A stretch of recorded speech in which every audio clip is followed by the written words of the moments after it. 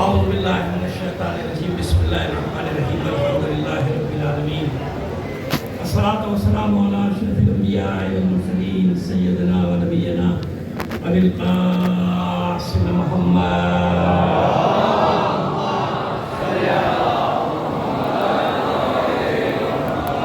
وآلہ الطیبین الطاہرین المعصومین ولعنۃ اللہ علی اعدائهم اجمعین من الآن الى قیام یوم الدین اما بعد فقد قال اللہ تعالی فی کتابہ المبین وہو اصدق القائلین وقولہ الحق بسم اللہ الرحمن الرحیم فلما احس عیسی منہم الکفر قال من انصاری الی اللہ قال الحواریون نحن انصار اللہ واشہد بأننا مسلمون صلوات میری محمد علی محمد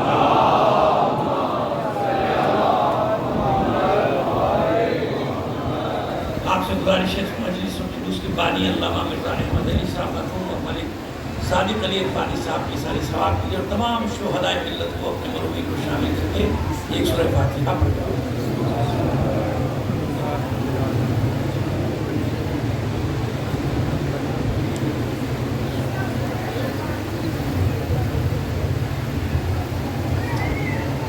بیٹا میرے بچوں سن لو میری، سن لو، یہ آپ جھول رہے ہو نا، یوں جھولو کتنا ادھر سے ادھر، یہ نہیں ہے، یہ مجلس کے لیے مناسب نہیں ہے بیٹا، ادب آداب ہوتی ہیں، مجلس کے کچھ آداب ہے نا بیٹا، ایسے تھوڑی ہوتا ہے، آپ سب عزادار ہیں، ماتمدار ہیں مولا، کہ آپ کو اتنا تو ہونا چاہیے نا کہ بھائی کس جگہ پہ کیسے ہمیں بیٹھنا ہے، کیا کرنا ہے۔ جزاک اللہ میرے بچوں، بیٹھ جاؤ، اللہ تم سب کو سلامت رکھے۔ جزاک اللہ بیٹا، جو ادھر کھڑے ہو نا، ان سے بھی کہہ رہا ہوں، خالی انہیں سے نہیں کہہ رہا ہوں۔ صلوات بھیجیے آپ حضرات محمد علی محمد پر۔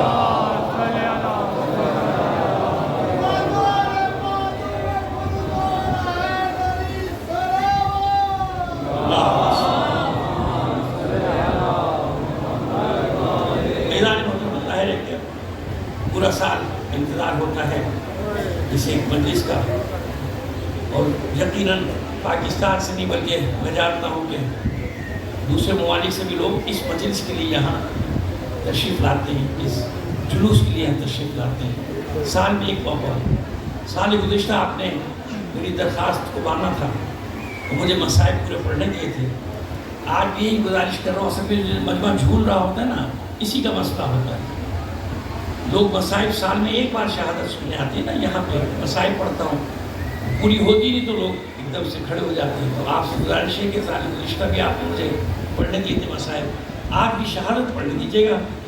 دل بے چین ہوتا ہے نا، دل ہوتا ہے کہ آج کم سے کم جس معصوم کی شہادت کی ہم مجلس کر رہے ہیں اس کے مسائل تو سن لینا، وہ مسائل سن لیں۔ اس لیے آپ سے گزارش کروں گا کہ آج بھی موقع دیجیے گا تاکہ میں شہادت کو ایک مقام تک پہنچاؤں، مسائل کو ایک مقام تک پہنچاؤں۔ پھر آپ ہیں، یہ زمینیں ہیں، یہ گلیاں ہیں، یہ شبیہ تابوت ہوگی امام حسن کی، مولا حسن کی، اور وہ کہتے ہیں کہ بس مولا اور امام زمانہ ہی لے کر جاتے ہیں، سارا کام ہونے کے دم سے ہوتا ہے، ہمارا وارث کو ہے۔ ایک صلوات بھیجیے محمد علی محمد پر۔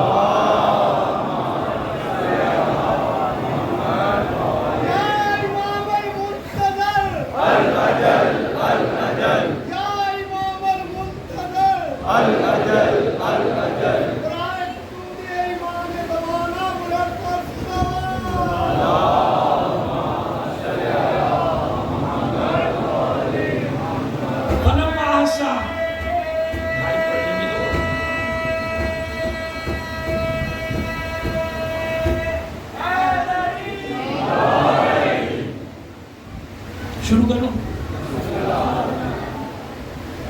فلما احس عیسی منہم الکفر قال من انصاری الی اللہ۔ تو جناب عیسیٰ نے محسوس کیا کہ اب یہ قوم دغا بازی پہ اتر آئی ہے، اب یہ قوم کفر پہ اتر آئی ہے، جھٹلانے پہ اتر آئی ہے۔ تو انہوں نے جو خاص آپ کے ساتھ تھے، حواری تھے، انہوں نے سوال کیا من انصاری الی اللہ، کون ہے جو اللہ کے راستے میں میری مدد کرے گا؟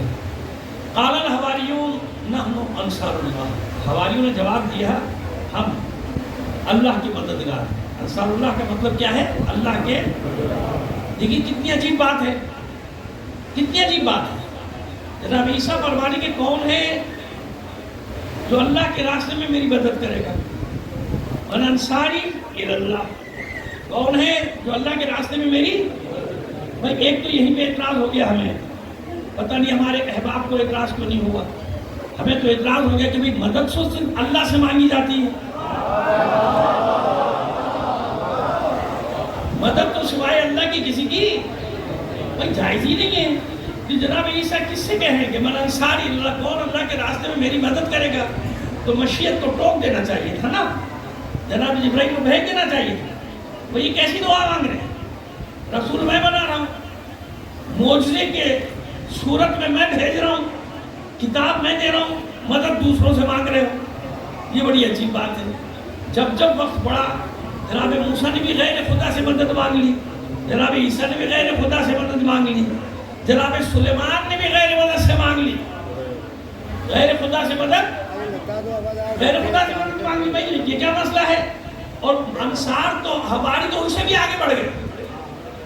جناب عیسیٰ نے تو فرمایا کہ اللہ کے راستے میں کون مدد کرے گا, حواریوں نے تو آگے بڑھ کر کہہ دیا کہ ہمیں اللہ کی مدد کرنے والے لوگ ہیں. یہ تو اور مسئلہ ہو گیا, بلکہ ہم وہ اللہ کے مددگار نکلا ہے, اللہ کی کون مدد کرے گا. لیکن پروردگار عالم نے ارشاد فرمایا ان تنصروا اللہ ینصرکم ویثبت اقدامکم, تم اللہ کی مدد کرو اللہ تمہاری مدد کر دے گا. اب یہ نہ آئے تو نہیں تو میں کہاں وہیں پہ اٹک کر رہ جاتا. آپ تو یہ کہ تم اللہ کی مدد کرو, میں اللہ تمہاری, تم اللہ کی مدد کرو اللہ تمہاری مدد کرو. یہ مسئلہ کیا ہے مدد کا, کون کس سے مدد مانگے, کہاں سے مانگے. ہمیں تو آج یہ پڑھایا جا رہا ہے کہ سوائے اللہ کے کسی سے مدد. اب یا وہاں قرآن کو سمجھنے میں پریشانی ہو رہی ہے یا ہمیں سمجھانے میں پریشانی ہو رہی ہے کہ اللہ کی مدد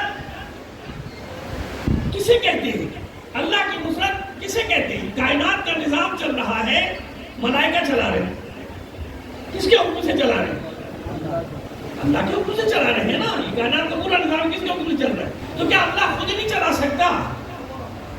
یہ جبرائیل کو کیوں خلق کر دیا, یہ جناب اسرائیل کو کیوں خلق کر دیا. یحیی و یمیت, اللہ ہی زندہ کرتا ہے اللہ ہی مارتا ہے. یہ بیچ میں ملک الموت کہاں سے آ گیا, کہاں سے آ گیا. یہ دو مثالیں چھوٹی چھوٹی آگے لے کر چلنا چاہ رہے. بات سے کتنی سی سمجھانی ہے کہ اللہ کے بندو اتنا تو سمجھ لو کہ جو کام اللہ کی مرضی سے ہو اللہ اس کام کو اپنی طرف پلٹا دیتا ہے. یعنی اگر کوئی مدد اللہ کی مرضی سے ہو رہی ہے, کوئی اور بھی کر رہا ہے, تو اگر اللہ کی مرضی شامل ہے تو وہ اس فرد کی مدد نہیں, وہ اللہ کی مدد کہلائے گی. جناب ہارون نے جو مدد کی کس کے حکم سے کی, اللہ کے حکم سے. جناب موسیٰ نے مانگا تھا میرا بھائی دے, ہارون نے میرے گھر سے دے, کس کے مدد کس کے حکم سے دی, اللہ کے حکم سے دی نا. جب اللہ کے حکم سے مدد کی تو یہ کس کی مدد بن گئی, اللہ کی مدد بن گئی. اب جب حواریوں نے یہ کہا کہ نحن انصار اللہ, ہم ہیں تیرے دین, ہم ہیں اللہ کی مدد کرنے والے, تو جناب عیسیٰ نے ٹوکا نہیں بلکہ اور حواریوں نے گواہی مانگی, بشہد بأننا مسلمون, گواہی دیجئے کہ ہم مسلمان ہیں. یعنی مسلمانوں کا کام یہ ہے کہ اللہ کی مدد کرو. کیا کام ہے, جملے کی تشریح کر دو لوگ بہت جاتے ہیں, ورنہ جملے کی تشریح کر دو آپ کے, اللہ کی مدد کرنے کا کیا مطلب. جہاں بھی اللہ کی مدد کرنے کی بات آئے گی وہاں مطلب ہے اللہ کے دین کی مدد, اللہ کے نمائندوں کی مدد, اماموں کی مدد, رسولوں کی مدد, انبیاء کی مدد. جو ان کی مدد کرے گا وہ اللہ کے دین کی مدد کرے گا, جو اللہ کے دین کی مدد کرے گا وہ کہلائے گا انصار اللہ. اسے کیا کہا جائے گا, اگر زبانوں کی غلط فہمی بھی میں نے دور کر دی, کچھ اور مطلب نہ لے لینا اللہ کی مدد کرنے کا نہیں. یہ تو اس نے منصب دیا ہے کہ تم میرے دین کی مدد کرو, میں افعال کو اپنی طرف پلٹا دوں گا, اپنی طرف پلٹا دوں گا بس. اب اگر اللہ کا رسول جنگ کے میدان میں اتر رہا ہے, اپنی مرضی سے اتر سکتا ہے جب تک اللہ کا حکم نہ ہے. وما ينطق عن الهوى ان هو الا وحی. اگر گھر سے نکل رہا ہے تو کس کے حکم سے نکل رہا ہے. اگر یہ بشارت دے دی گئی کہ اللہ کے رسول جائیے, مکہ آپ کا منتظر ہے, جائیے منتظر ہے, اللہ کے رسول نے سارے اصحاب کو یہ خبر سنا دی کہ چلو بھائی احرام باندھو اور چلو، کوئی ہمیں مکہ جانے سے نہیں روک سکتا. بشارت ہو گئی، بشارت ہو گئی. چلو 1400 مسلمان احرام باندھے اور ہتھیار بھی ساتھ بھی، سب روانہ ہوئے کہ وحی آ گئی، اللہ کا حکم آ گیا، اب جائیں گے، مکہ ہمارا ہے، اپنے باپ دادا کی سرزمین پہ جائیں گے. جو مہاجرین ہیں اور جو انصار ہیں وہ سوچ رہے کہ چلو مکہ جائیں گے. برسوں ہو گئے، طواف بھی نہیں کیا اللہ کے گھر کا، اور اب اسلام کی حالت میں پہلا طواف ہوگا. سب سے بڑی خوشی کس بات کی ہے کہ اسلام کی حالت میں پہلا طواف کریں گے. یہ جو اللہ کا رسول مدینے سے نکلا ہے، اللہ کی مرضی کے بغیر نکل سکتا تھا؟ نہیں نا. تو پھر یہ حدیبیہ میں ہوا کیا ہوا حدیبیہ میں؟ اللہ کے رسول نے ان کی ساری شرطیں مان لی. مکے والوں نے جو شرطیں کس نے رکھی تھی؟ مکے والوں نے، مسلمانوں نے نہیں رکھی تھی. جب آ کے روک لیا تھا کہ نہیں جانے دیں گے، جنگ کی نوبت آ گئی. کہا مکے والوں نے آپ کیا چاہتے ہیں آپ کے آباء و اجداد کے شہر میں مکے میں خوریزی ہو جائے؟ اللہ کے رسول کرنے میں نہیں چاہتا. تو پھر واپس ہے. شرائط کے ہوئی صلح. شرائط کس نے رکھی؟ کفار قریش نے شرائط رکھی نا، اللہ کے رسول تو نہیں رکھی. اب مجھے بتائیے، شرائط رکھتے ہیں کفار قریش، اور جو باتیں اللہ کا رسول مانتا چلا جا رہا ہے، یہاں تک کہ جو ایمان لائے تھے معاذ اللہ وہ شکوک و شبہات میں مبتلا ہو گئے. بھئی ہمیں تو کہا تھا کہ وحی آ گئی، ہمیں تو کہا تھا کہ بشارت ہو گئی، مکے جانا ہے، طواف کریں گے، کھانے کے، وہ یہ یہاں پہ کیا ہوا، یہ جگہ کیا ہوا؟ ساری شرائط ان کی تو غصے میں آ گئے نا. رسول کی مدد کرنے والوں کو غصہ آ گیا. اللہ کے رسول کے سامنے اظہار نہیں کیا، وہاں بھی اظہار کیا، دبے لفظوں میں کیا، لیکن اب کیا کریں، آپس میں جا کے لڑنا شروع ہو گئے کہ یہ کیا ہوا، یہ ہمارے ساتھ کیا ہوا. عجیب ہے، سب کو غصہ. اتنے لکھنے والے کم سے کم 15-20 تو پڑھے لکھے تھے نا. زیادہ ہوں گے ممکن ہے، جب میں 15-20 کا یوں کہہ رہا ہوں تو ان کے میں نام جانتا ہوں، ممکن ہے کہ زیادہ ہوں پڑھے لکھے. کوئی شرائط لکھنے کے لیے تیار نہیں ہو. کیوں؟ ابھی مجاہدین ہیں سارے، کیسے شرائط لکھیں، کس طرح سے لکھیں، کسے بلایا گیا؟ بھائی سب سے زیادہ غصہ تو علی کو آنا چاہیے تھا. بدر، احد، خندق بھی ہو چکی، ان سب کا فاتح علی. تو غصہ تو اسے آنا چاہیے تھا کہ میرے پاس ذوالفقار ہے، چلیے. لیکن عجیب بات ہے کہ وہ مسکرا کے آگے. سمجھ میں آئی بات کیا تھا؟ یہ جتنا ہجوم جمع تھا مدینے میں، پروردگار یہی بتانا چاہتا تھا کہ ہجوم پہ کبھی بھی بھروسہ نہیں کرنا. حسن کے ساتھیوں پہ الزام لگانے والوں، حسن کے ساتھ جمع ہونے والے لوگوں پہ الزام لگانے والوں، بتاؤ وہ کون تھے جو حدیبیہ میں صلح پہ راضی نہیں ہوئے؟ کیا وہ رسول کے ساتھ نہیں تھے؟ کیا نہیں تھے وہ رسول کے ساتھ؟ کیا مدینے سے نہیں آئے تھے؟ کیا تعداد میں 1400 نہیں تھے؟ تو اس زمانے کے 1400 حسن کے زمانے کے 4000 سے زیادہ تھے. نہیں سمجھیا؟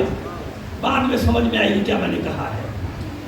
احد میں جن کے قدم اکھڑ گئے، بڑے احترام سے بات کر رہے ہیں، کسی کی توہین نہ کرنا چاہتے نہ کسی سے کہتے کہ کوئی توہین کرے. لیکن بھائی کیا کریں، احد کو یا تو آپ اپنے نصاب سے نکال دیجئے، نہیں پڑھائیے. جیسے آپ نے اور چیزیں نکالی، علی کی فضیلتیں نکالی، اہل بیت کی فضیلتیں نکالی، کربلا نکال دی، مباہلہ نکال دیا، غدیر نکال دیا. اب آج مجھے ڈر لگ رہا ہے احد بھی نکال دیں، کیونکہ جب بھی جنگ احد پر آئے گی تو بتانا تو پڑے گا نا کہ کیا ہوا.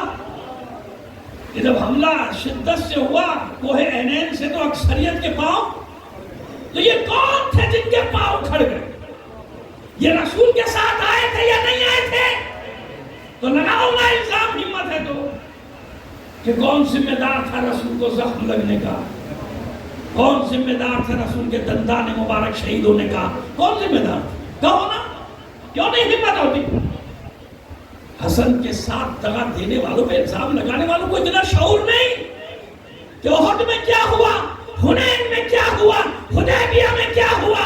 بات وہی تھی کہ عیسیٰ کے ساتھ 12 ہماری بچے تھے، رسول کے ساتھ احد میں ایک ہی تھا، لیکن اس ایک کے ساتھ نہیں، انصاف سن لو، اس ایک کے ساتھ 5 6 7 8 اور تھے نا جن کی ہمت بندی تھی کہ نہیں، جب علی میدان میں کھڑا ہے پھر کوئی پرواہ نہیں. ایسا ہوا، ایسا ہوا. حنین میں چھوڑ کے چلے گئے. تنقید کرو نا، تنقید کرنے والوں کیوں نہیں تنقید کرتے ہو کہ رسول کو کہاں کہاں چھوڑ کر اس کے ساتھی چلے گئے، کس کس جگہ پہ چھوڑ دیا اس کو. تمام انبیاء کی تاریخ، تمام رسولوں کی تاریخ کتنے تھے عیسیٰ کے ساتھ؟ 12. حسن کا ساتھ دینے والے کتنے تھے؟ ساتھ چھوڑنے والے کتنے تھے؟ ساتھ دینے والوں میں حسین ہے، سارے بھائی ہیں، اور نہ معلوم کتنے نام نکل کے آ جائیں گے. عیسیٰ کو 12 ملے تھے، 12. حسن کو اس کے باوجود 100 سے زیادہ وہ تھے جو حسن کے گرد پہرا دے رہے تھے. دغا ہوئی، کون نہیں کہتا ہے دغا ہوئی، دغا ہوئی، لیکن دغا کی آڑ بنا کے تشیع کو نشانہ بنا دینا، یہ کہاں کا انسان ہے؟ تو پھر جاؤ نا، ہمت ہے تو سب کو کہو نا، کس کس کے ساتھ کون کب کب چلا گیا چھوڑ کے، کہو نا، ہمت ہے تو. سارا دباؤ ہم پر ڈالا جاتا ہے، ساری شکایات ہم تک آتی ہیں کہ کوفے والوں نے علی کو چھوڑا، کوفے والوں نے حسین کو چھوڑا، کوفے والوں نے حسن کو چھوڑا. مدینے والوں نے کہاں کہاں چھوڑا یہ بھی تو بتاؤ.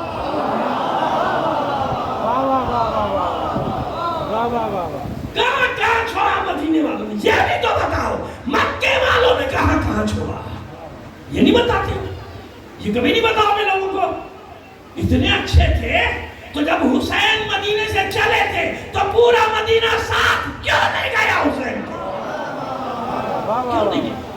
کوفے نے تو پھر 180 سے 100 تک جانباز دیے حسین کو. حبیب ابن مظاہر کوفہ، زہیر بن خیر کوفہ، مسلم بن اوسجہ کوفہ، عابس ابن ابی شبیب شاکری کوفہ، حضرت سعید کوفہ. کوفے کے نام کربلا کے شہیدوں میں بھی تمہیں 40 سے زیادہ ملیں گے. سمجھ میں آ رہی ہے بات؟ ایسے زبانیں کھولنا اتنا آسان ہے. اور پھر یہ بھی گھمنڈ کہ کوئی جواب نہ دے. ایسا کسی نے اپنے ضمیر کا سودا نہیں کیا، ایسا کسی نے اپنے دین کا سودا نہیں کیا. تو بس بتانا کیا چاہ رہا ہوں کہ وہاں صلح ہوئی تھی، ساری شرائط رکھی تھی کفار نے. لکھنے والے تھے علی، صرف ایک لفظ پہ اعتراض ہوا تھا علی. اگر آپ کو 15 سال پہلے کی ہماری تقریر یاد ہے، اجازت ہے 2 جملے تکرار کر دیں؟ اب یہ موقع ایسا ہوتا ہے کہ یہاں روکا نہیں جاتا زبان کو. علی کو بلایا تھا نا، لکھیے شرائط. علی آگے خندہ پیشانی کے ساتھ آگے لکھیے. لکھنا شروع کیا یہ معاہدہ. اس کے درمیان جناب محمد ابن عبداللہ رسول اللہ، بس یہ تو لکھا، خطے سے اکڑ گئے. سہیل ابن عمرو، حکیم ابن حزام، یہ جتنے آئے تھے بولتے یہ کیا مانتے ہی نہیں، ہمارا رسول نہیں مانتے. رسول کیسے لکھا؟ اللہ کے رسول نے کہا علی کاٹ دو. علی کاٹ، علی نے قلم نہیں کہ جس ہاتھ سے رسول لکھ دیا اسے کاٹ دیا. جس ہاتھ سے رسول لکھ دیا اس ہاتھ سے کیسے کاٹ دیا؟ رسول مسکرائے، سمجھ گئے علی چاہتے کیا ہے. اچھا دیکھیے، اب ایک اعتراض میں ہمیشہ کرتا ہوں، آپ نہ کریں دوسرا تو اعتراض کرے گا نا. بھائی یہ کیا بات ہوئی؟ آپ کہتے ہیں کہ کوئی ایسی بات نہیں ہے، کبھی ایسا نہیں ہوا کہ علی نے اللہ کے رسول کا حکم نہ مانا. بھائی یہاں کچھ بھی صحیح، محبت صحیح، عقیدت صحیح، مگر اللہ کے رسول نے ایک حکم دیا، ایک کام کہا اور علی نے انکار کر دی. علی نے نہیں کیا. یہی تو مسئلہ ہے. اللہ کا رسول بھی جانتا ہے اور اللہ کا ولی بھی جانتا ہے کہ یہاں مسئلہ ہے کیا. علی نے رکھ دیا قلم اور احمق مورخ نے لکھ دیا. کیا لکھا ہے احمق مورخ نے؟ کہ علی نے قلم رکھا، اللہ کے رسول نے قلم اٹھایا، رسول اللہ کو کاٹا، محمد ابن عبداللہ لکھ دیا، رسول اللہ کو کاٹا، محمد ابن عبداللہ لکھ دیا۔ اب اسے معلوم نہیں گھاوڑ کو کہ کیسے کیسے پیدا ہوں گے قابل جو ثابت کرے گی کہ اللہ کے رسول امی تھے۔ امی کا مطلب تھا پڑھے لکھے نہیں تھے، نہ پڑھنا جانتے تھے نہ لکھنا۔ اب سمجھ میں آیا یہ ہے علی۔ علی نے کیوں قلم رکھا حدیبیہ میں؟ تاکہ قیامت تک لوگوں پر یہ بات ثابت رہے کہ اگر اللہ کا رسول پڑھنا نہیں جانتا تھا تو کاٹا کیا، لکھنا نہیں جانتا تھا تو لکھا کیا۔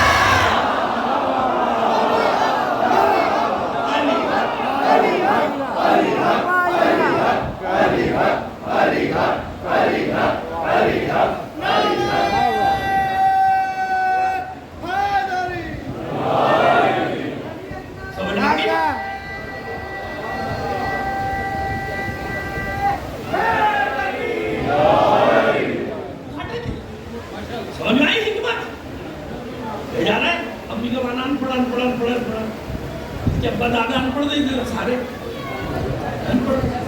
آئیے شرائط لکھی گئی، ساری شرائط کفار قریش کی طرف سے ہیں، ایک شرط بھی اپنی نہیں۔ واپس جائیں گے ٹھیک ہے، مان لیا واپس جائیں گے، اگلے سال آئیں گے ٹھیک ہے، اگلے سال آئیں گے، ہمارا کوئی آپ کے پاس جائے گا آپ واپس دیں گے، دے دیں گے، آپ کا کوئی ہمارے پاس آئے گا واپس نہیں کرتا۔ اور یہ بھی منظور ساری مانتے گے ہمارا ہم پیمان قبیلہ اگر اس پہ حملہ ہوا ہم اس کی مدد کریں گے، یہ بھی ہوگی سارے معاہدے۔ اب جناب سوال سے کتنا سا ہے، اتنی موٹی موٹی کتابیں لکھتی ہیں اور خطابوں کا تو کوئی خطابت کا تو کوئی شمار ہی نہیں، اب تک کروڑوں خطاب ہو چکے ہیں صلح حسن کے لیے۔ بھائی اتنی سی بات ہے تو بس اتنی سی بات ہے، بس اتنا بتا دو کہ یہاں مدائن میں شرائط صلح کس نے رکھی؟ کس کی شرط؟ بھائی ماننا نہ ماننا الگ بات، شرطیں کس کی تھی؟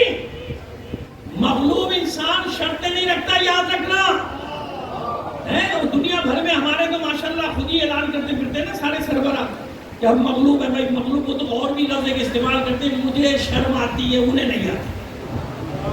وہ تو ایک اور لفظ کہتے ہیں خود اپنے لیے کہ ہم کون ہیں، ہمیں بھی معلوم ہے تم یہی ہو، دنیا کے سامنے کہو تو نہیں، ہم بھی جانتے تم یہی ہو، جب سے پیدا ہوئے ہم تمہیں پہچانتے کہ تم کیا ہو، تو دنیا کو تو نہیں بتاؤ کہ تم بھک منگے ہو۔ اب تو سمجھ میں آ گئی بات، دنیا کے سامنے تم رونا رو رہے ہو تو ہمیں بھی معلوم ہے تم ہو کیا، تمہاری حقیقت کیا ہے، تم اصل ہو کیا، تم یہ ہو جو تم خود اپنی زبان سے دنیا کے سامنے کہتے پھر رہو ہم یہ ہیں، ہم یہ ہیں، ہم یہ ہیں۔ ایسا ہے سوال سے کتنا سا، اسی لیے وہ اپنی شرطیں رکھواتے ہیں کیونکہ بقول تمہارے تم بھک منگے ہو، اس لیے وہ اپنی شرطیں بنواتے ہیں۔ ہر پہلی اور 15 تاریخ کو ہوشیار سویا کرو، پہلے 10-11 بجے اعلان ہوتا تھا وہ انتظار کرتے تمہارے سونے کا، سارے سو جاؤ پھر کریں گے 2-2.5 بجے۔ پہلی اور 15 یاد رکھنا، یہ پہاڑا یاد کرا دو بچوں کو، پہلی 15 تو ہوشیار سویا کرو، تمہارا انتظار میں سو جاؤ، پھر اعلان ہوگا 2-2.5 بجے، ہاں سو گئے، اب اعلان کرتے بھائی اب صبح آپ اٹھے بم پھٹا ہوا، یہ کیا ہو جاتے اسکوٹر لے کے جا رہا ہے بیچارہ کام سے اپنے اسکوٹر آگے کہ یہ کیا اتنے پیسے کیوں ہو رہا تھا کیا رات کو، سنا نہیں کیا اعلان تم نے؟ یہ آپ کے ساتھ تماشا پوری دنیا میں ایک تماشا بنا، مذاق بنا، ذلت رسوائی، عمران ایسے رسوائی اور ذلت والے بیٹھے تو پھر کیا ہوگا؟ انہیں خود ہی احساس کہ ہم ذلیل ہو رہے ہیں دنیا میں، ہماری رسوائیاں ہو رہی ہیں، پوری قوم کو خوار کیا ہوا ہے نا۔ چلیے یہ کیوں بتا رہا ہوں صاحب، یہی وہ 2-2 گز کی زبانیں ہیں جو حسن پر کھل جاتی ہیں۔ عامریت کی گودوں میں پلنے والے لوگ، عامریت کی حمایت کرنے والے لوگ، عامریت کی حمایت میں خطبے دینے والے لوگ وہاں زبانیں کھولتے ہو جہاں حسین کا سر بھی حسن کی بارگاہ میں جھکا ہوا ہے،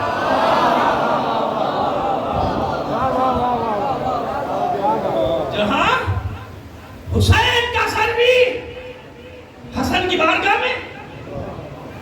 آپ ہوتے تو آپ تو میدان میں چلے جاتے تلواریں لے کے نا لڑنے کے لیے، بڑے ترم خواہ ہیں نا،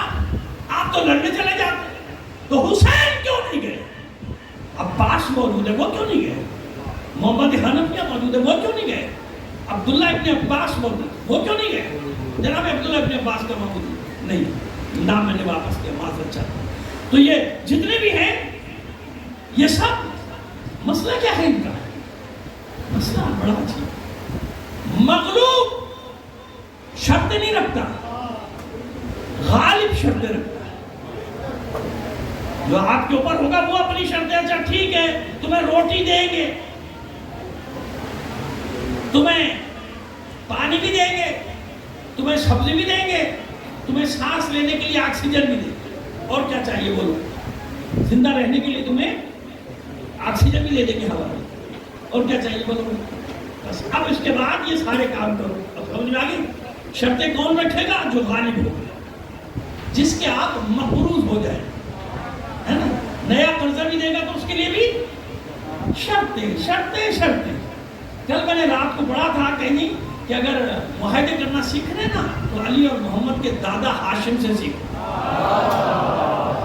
محمد و علی کے دادا ہاشم سے سیکھو، جاؤ پڑھو تاریخیں، اپنی تاریخیں پڑھ لو، سیرت کی کتابیں پڑھ لو۔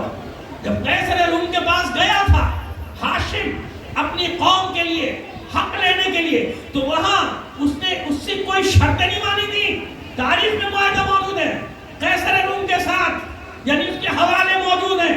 جب قیصر روم کو اعلان کے سامنے کہا تھا ہاشم نے کہ دیکھ میرے ملک کے قافلے آتے ہیں حجاز سے، غریب لوگ ہیں، نادار لوگ ہیں، کبھی ڈاکو لوٹ لیتے ہیں، کبھی سپاہی لوٹ لیتے ہیں، ایسا انتظام کر کہ یہ لوٹ مار کا سلسلہ ختم ہو۔ ٹھیک ہے، قیصر روم نے ہاشم کے احترام میں قبول کیا۔ اور ایک اور بات، محصول بہت ہے، چنگی بہت ہے، ٹیکس بہت ہے، غریب ہے میری قوم، غریب غریب قوم کے لیے ریلیف لایا جاتا ہے، ان پہ ٹیکس لاتے نہیں جاتے۔ میری قوم غریب ہے، میری قوم غریب ہے، محصول یعنی چنگی یعنی ٹیکس بہت زیادہ ہے، یہ ٹیکس ہٹا دے، نہیں دے سکتی میری قوم۔ قیصر روم نے ہاشم کے احترام میں وارث ابراہیم، وارث اسماعیل، اس کی جلالت، اس کی عظمت، اس کی ہیبت کے احترام میں قانون جاری کیا، آرڈیننس جاری کیا کہ حجاز سے آنے والے، مکے سے آنے والے کسی تجارتی قافلے پہ نہ کوئی ٹیکس، نہ کوئی چنگی، نہ کوئی محصول، اور ان کی حفاظت کے ذمہ دار بھی ہم۔ معلوم ہوا کہ غریب قوم کا نمائندہ جب جاتا ہے اور کس طرح سر اونچا کر کے بات کرتا ہے، کوئی ٹیکس لے کر نہیں آیا، ٹیکس ہٹوا کر آیا تھا۔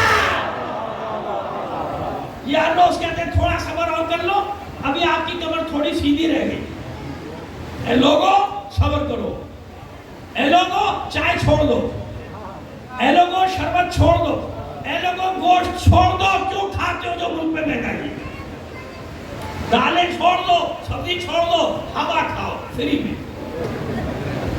لیکن جب یہ کھانے لگو گے اس میں بھی ٹیکس لگا دے گا۔ صلوات بھیجی محمد آل محمد،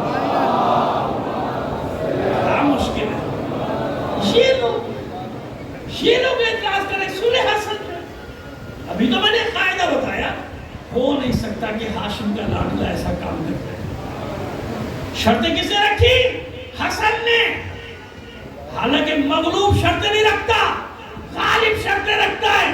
وہی صلح سے اندازہ لگاؤ، یاد رکھیے خود مولا حسن نے فرمایا تھا کہ صلح کے راز کو میں جانتا ہوں، یہ لوگ نہیں جانتے۔ اور مثال دی تھی امام حسن نے، سنیے کیا مثال دی تھی کہ سنو موسیٰ نہیں سمجھ سکے تھے رازوں، جناب موسیٰ رازوں کو الرد پیغمبر نہیں سمجھ سکے تھے۔ مثال دی امام، جب موسیٰ نے، جب خضر نے کشتی میں سوراخ کیا، موسیٰ کی سمجھ میں آیا؟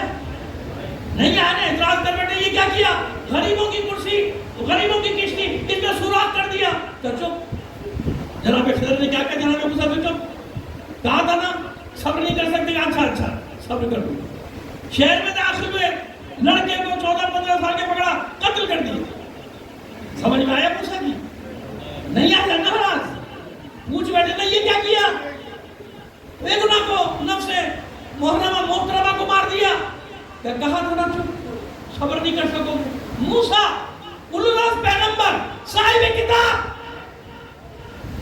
اچھا نیم نہیں ہوئی، دیوار گری بچوں کی، اعزاز قرآن وہاں پہ گھارے پہ لگا دیا جناب موسیٰ میں، چلو مزدوری کرو، جو کام کروایا سارے دن کا، چلو کچھ پیسے ملیں گے، کھانا وانا کھائیں گے، کھائے بھی نہیں، کھانا بھی نہیں کھایا تھا۔ بستی کے لوگ بڑے کنجوس تھے، بستی کے لوگ بڑے کنجوس تھے، کھانا وانا نہیں کھانے کا، اب چل دیے بنا کے، ہمیں پیسے تو لے لو مزدوری کے، کہاں جانا چاہو، بس اب ہمارا آپ کا راستہ۔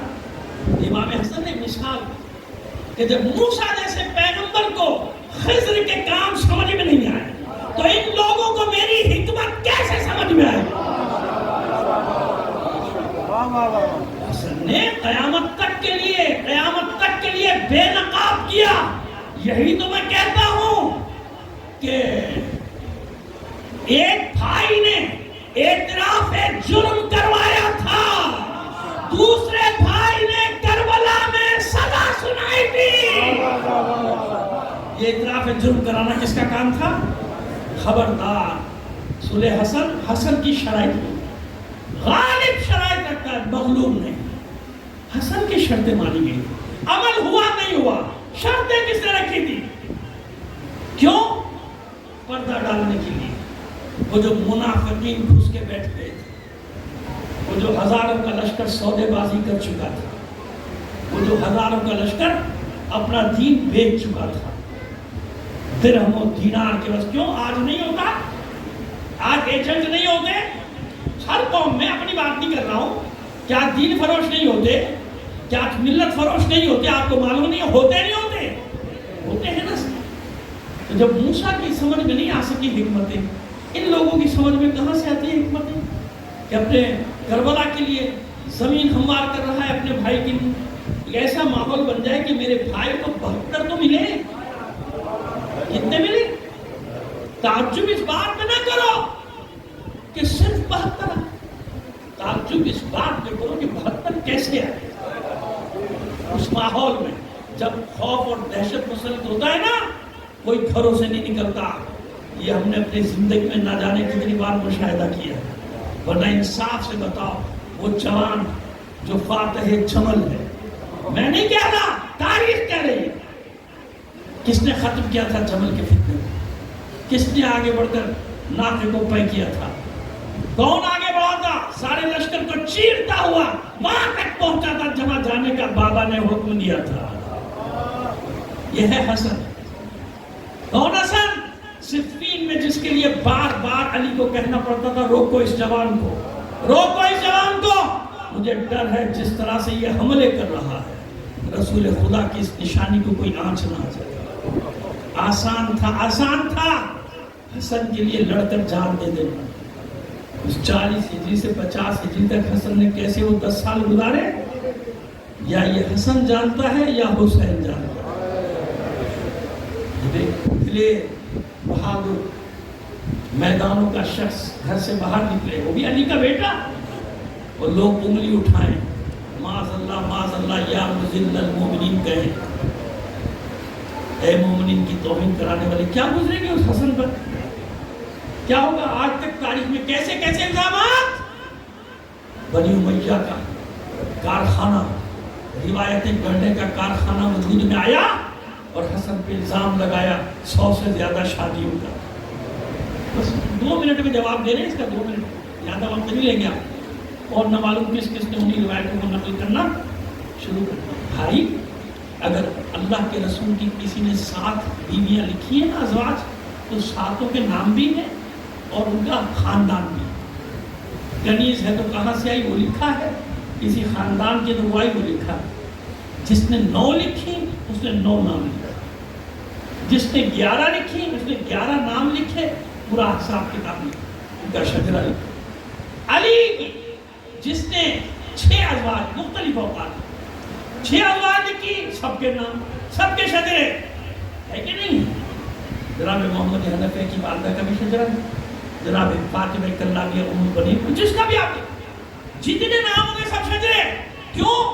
جب ان کو بیٹیاں دیتے تھے تو خود فخر کرتے تھے نا کہ ہماری بیٹی، ہماری بہن یہ گئی ہے اس گھر میں، آل رسول میں گئی ہے، علی کے گھر میں گئی ہے، حسن کے گھر ہے، تو خود ان کو ضرورت نہیں، وہ قبیلے والے اپنا شجرہ ساتھ رکھتے تھے کہ ہماری بیٹی کے گھر میں 100 ازواج کا الزام لگانے والوں ذرا سب کے نام ہی بتا دو، شجرے چھوڑو۔ بھائی لوگوں نے بیٹیاں دی ہوں گی نا، کسی نے تو دی ہوں گی، تو اپنے پاس تو رکھا ہوگا کہ ہماری بیٹی حسن کے بعد ہمارے پاس 100 کر لی، 100 کر لی۔ کیوں؟ یہ وہ مظلوم تاریخ ہے، ایسا مظلوم تاریخ کس کے گرد گھیرا کر دیا، لیکن اس کے باوجود سب سے بڑی رکاوٹ تھا حسن۔ کس کام میں سب سے بڑی رکاوٹ تھا؟ وہ جو یزید ملعون کو حاکم بنانے کی سازش ہو رہی تھی۔ کیا کیا جائے؟ تسلی سے سنیے، خاص طور پہ سامنے جو کھڑے ہوئے ایک بھی اپنی جگہ سے نہیں لے، یہ سب بیٹھے ہوئے ہیں، اور جو باہر بیٹھا ہوا ہے گلیوں میں سارا مجمع بیٹھا ہوا ہے، یہ بار بار مجھ سے شکایت کرتا ہے کہ آپ شہادت پوری نہیں پڑھتے، انہیں نہیں معلوم کہ اندر کیا ہو جاتا ہے۔ اس لیے میں گزارش کروں شہادت سنی گئی ہے، باہر سے لاکھوں لوگ جو آئے ہوئے ہیں، کئی لاکھ جو مجھے بتایا گیا ہے، یہ آئے باہر سے ایک یہ شہادت سننے کی، گلیوں میں بیٹھے ہوئے دیکھیے عورتیں بچے کہاں کہاں سے آ کے بیٹھے ہیں۔ ابھی میں نے کہا ہے اور بیٹا آپ کو بے چینی شروع ہوئی، ابھی میں نے کہا ہے اور بے چینی شروع ہو گئی، تو یہ سب سننے آئے ہیں، کچھ تو مجھے بتانے دو نا ان کو کہ حسن کے ساتھ ہوا کیا۔ اشعث بن قیس ہمیشہ کا منافق، اسی کی بیٹی حسن کی حرم میں ہے، جعدہ بنت اشعث ملعونہ لعنت اللہ علیہا۔ اب یہ سوال نہ کرنا کہ اس سے عبد کیوں کیا، ورنہ بات بہت دور تک چلی جائے گی کہ کس نے کس سے عبد کیوں کیا، لوط کے گھر میں ایسی بیوی کیوں تھی، نوح کے گھر میں ایسی بیوی، باقی خود سمجھ لیجیے آپ۔ یہ سوال نہ کیا، یہ حکمت الہی میں کسی کو اجازت نہیں، بعض کام مشیت کے وہی آنے والا خود سمجھائے گا، ہماری سمجھ میں نہیں آئے نہ بات واضح ہو۔ آج آگے بڑھا کیسے راستے سے ہٹایا جائے۔ مروان کی چونچی نے لعنت اللہ علیہ، میری بچیاں، میری بیٹیاں، میری بہنیں، بیٹا میں مسائل پر آ گیا ہوں، ذرا سے دیر کے لیے خاموش ہو جاؤ میری بچی، ذرا سی دیر کے لیے خاموش ہو جاؤ میری بچیوں، میں مسائل پڑھ رہا ہوں، شہزادہ حسن کی شہادت پڑھنے جا رہا ہوں، ذرا سا خاموش ہو جاؤ۔ سنیے، مروان نے رپورٹ دی، میں نے تلاش کر لیا، حسن کے گھر میں ہی موجود ہے، ہمارے پرانے دوست اشعث بن قیس کی بیٹی، کنیزوں کے ذریعے سے، خواتین کے ذریعے سے رابطے قائم ہوئے، بتایا گیا اسے، پہلے تو جانتے تھے کہ حریص ہے اپنے باپ کی طرح، پہلے مال پہنچایا گیا، اور پھر اس کے بعد کہا گیا مبارک ہو تجھے، تو ہی ملکہ بنے گی اس پوری سلطنت کی، کیونکہ تجھے یزید کے عہد میں دے دیا جائے گا، یزید کی بیوی بن رہی۔ اب یہ کوئی عمر سعد والا کھیل شروع ہوا، حالانکہ جانتے ہیں ایسے لوگ کہ نہ دنیا میں کچھ ملنا ہے نہ آخرت میں کچھ ملنا ہے۔ اچھا امام بار بار اس سے کہتے بھی تھے کہ دیکھ ایسا نہ ہو، مجھے دگا تو نہیں دے گی، کہتے کہ مولا فرمود رسول آپ کیوں بار بار مجھ سے ایسے کہتے، بھلا ہو سکتا ہے میں آپ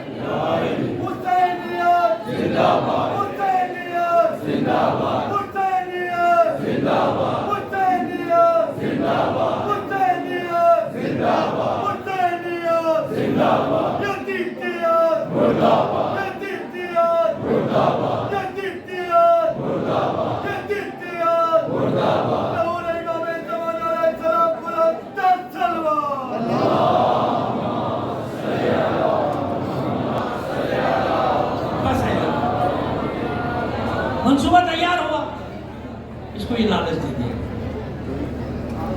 آپ جانتے ہیں کہ معصومین علیہ السلام، ہم جو روزے رکھتے ہیں اور ہے، معصوم کا روزہ اور ہے۔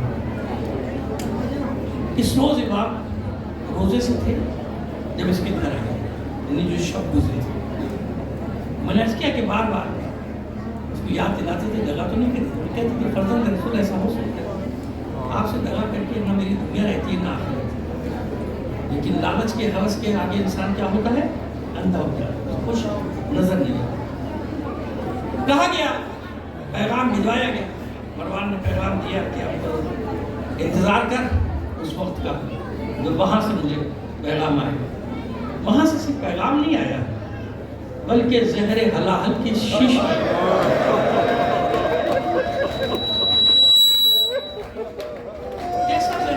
کیسا زہر کہ اگر اس چھوٹی سی شیشی کو دریا میں ڈال دیا جاتا تو آبی حیات، دریائی حیات، مبالغہ نہیں کر رہا، ابھی بتاتا ہوں آپ کو، یہ نہیں کر رہا کہ بس آپ کو رلانے کے لیے میں نے جھولا کے دینے، آج بھی ایسا ایک 10 گرام 20 گرام ایسے زہر ایجاد ہوئے کہ 10 گرام 20 گرام کسی ڈیم میں ڈال دیے جائیں تو پورے ملک میں پانی زہریلا جائے گا۔ یہ کورونا کی جو وبا آئی نا، آپ کو حیرت ہوگی، پوری دنیا میں جیسے تباہی مچائی، 5 گرام سے زیادہ اس کا جراثیم نہیں، 5۔ تو یہ شک نہ کرے کوئی، جیسے کہتے صاحب ایسے کیسے ہوگا، اتنی سی شیشی پورے دریا کی حیات ختم۔ تو جو جانتے ہیں نا اس زہر کے معاملات کو، انہیں معلوم ہے کہ اگر ایک شیشی کیا 5 گرام زہر ہو تو پوری دنیا کو تگنی کا ناچ نچا دیتا ہے۔ 5 گرام، اب جا کے اس کا زور ختم ہوا نا، یعنی اس کا شدت ختم۔ 5 گرام کا کام تھا، یہ اتنا سا وہ شیشی جو پوری آبی حیات کے لیے کافی تھی، وہ حسن کے اکیلے کے لیے،